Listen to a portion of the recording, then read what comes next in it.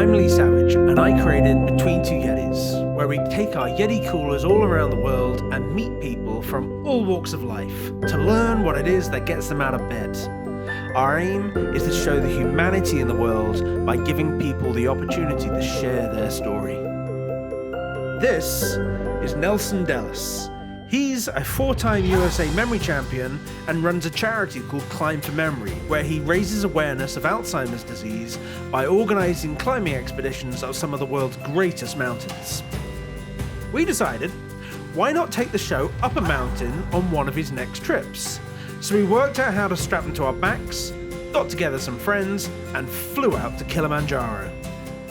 This is our adventure climbing to the roof of Africa.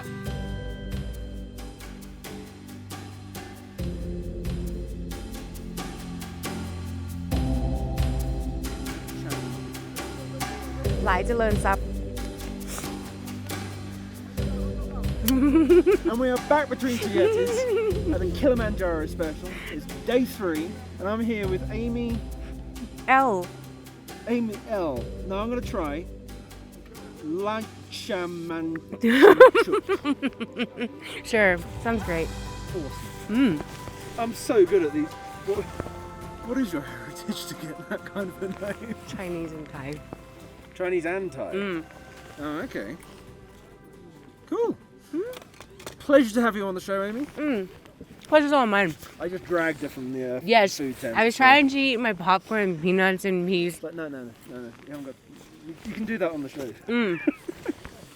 So who are you? Where are you from? I'm from LA. The land of angels. The city of angels. The city of angels, or the den of sin. Okay. Whereabouts in LA? East LA, actually, that's where I was born. Oh, okay. I've never been to California. What? I know. Why? Because nobody's ever invited me. So, sorry, California's not invited me. I will go when the invitation's strong enough, when it wants me. That's sort of what I'm holding out for. So what are you doing in LA? I'm closer to Palm Springs right now. Oh, where's that? It's in the desert. It kind of looks like this. Okay, still on the west coast then? Okay. So I work in a casino. Really? All right. That's what I do for money. What do you do at the casino? I work in this fancy schmancy steakhouse. What? I wait tables. Oh, you work tables? Okay. And I'm going to paramedic school. All right. So I'm dragging it out of you. I'm like, what? What are you trying to... You're a student, waiting tables. And what are you studying? Emergency medical services. Is that the same thing Julio does? No, he's a doctor. I'm too lazy. I'm a bad Asian. I'll go with paramedic. Oh, okay. And how long's the course? It'll take probably a year and a half. A year and a half? Is that it? Is that all it takes to save somebody's life? Well, it's just basic care. It's pre-hospital care, so you just do whatever you can and patch them up and then transport them. And then... Oh, okay. Yeah, it's like if you're penetrated with something, the paramedic just wraps it, and then the hospital takes care of everything else. Now, Julio is saying at medical school he had a cadaver, a dead body that he was then cutting up and using, and it desensitized him to the gore. Have you ever had that revulsion of needles or... No, I never get grossed out. Isn't that just a Okay. I thought it was a normal human reaction. I'm weird. I'm getting that vibe. Oh, Lord. So, you grew up in LA? I grew up in LA and Bangkok. Oh, okay. Bangkok. Possibly the dirtiest city on the planet. Yes. I just couldn't get over how... It's like somebody built it 50 years ago and then it's just been in party mode Ever since. ever since. For sex pets. Yes, Dan lived there. That's how I met Nelson, was through Dan. Sex pats. Sex pets. Instead of expatriates, expats, it's Yeah. sex pets. 70-year-old guys With 16-year-old girlfriends, and they use sign language to communicate. Yeah. bloody hell. But you lived in the residential side, I assume. I was living, yes. A friend of mine lives there. Sex pet? No, he's my age. He's a primary school teacher. He's very lazy. I was a teacher too. Oh, really? Mm-hmm. Cool. Well, he didn't want to. He wanted to go somewhere, earn a good living, and have a great lifestyle. Is his name Nate Rose? No, Matthew Mcmahon. Oh, I don't know him. You really? But he's turned into this. I mean, he wasn't jack lad. He's lazy, you He's say? very lazy, and he's the most compulsive liar on the planet.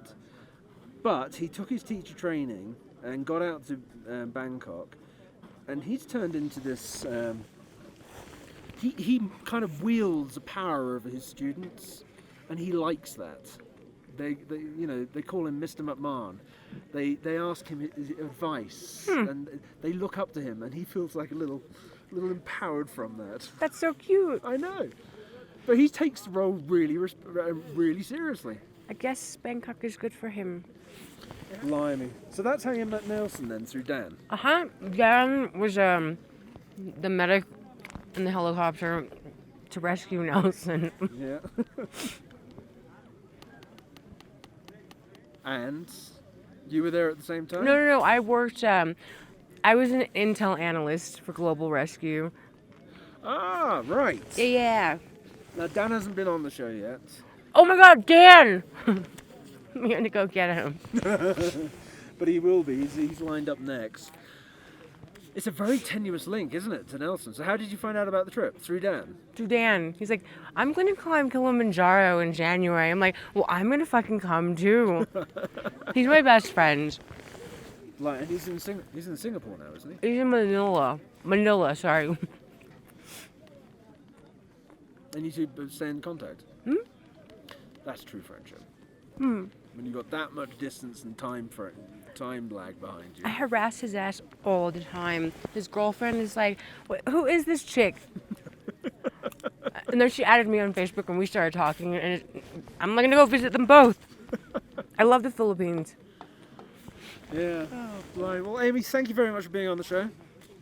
My I pleasure. know it was against your will. It's totally It fine. was a little bit of coercion. It's okay. But we're heading up. Oh, you can see it now. Barranca Wall. That's where we're going tomorrow. Mm-hmm. In between all this mist. It's supposed to be a little steep, they say. Yeah. Don't take your poles. We're grappling. It's called the Kissing Wall. This is how close we'll be to that thing up there. I was saying to Nelson, this is like when you were kids playing in the back garden. What we're doing right now.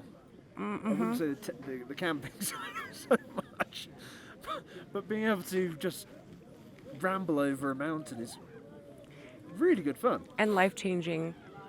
Has it changed your life? Slowly. Yeah? Realizing your own capabilities, or? Vulnerabilities and... I don't know. It's just very... I don't know what the word is. Ethereal, almost. Yeah. I felt it when I was just after the, the high point and we were coming down through the snow. It was so quiet. It was so beautiful. So quiet. And I was just like, I have not heard silence like that in my life before. So, yeah, I'm not saying I'm getting the bug for climbing, but maybe I'm getting the bug for climbing. I did a few peaks in Indonesia and then I just I got the bug. I'm bad at it, but I just love it so much. I love volcanoes. It's much better than seeing it on TV or in a book. So great. Yeah, it really is something to see at first hand. It's not as cold anymore either. Oh,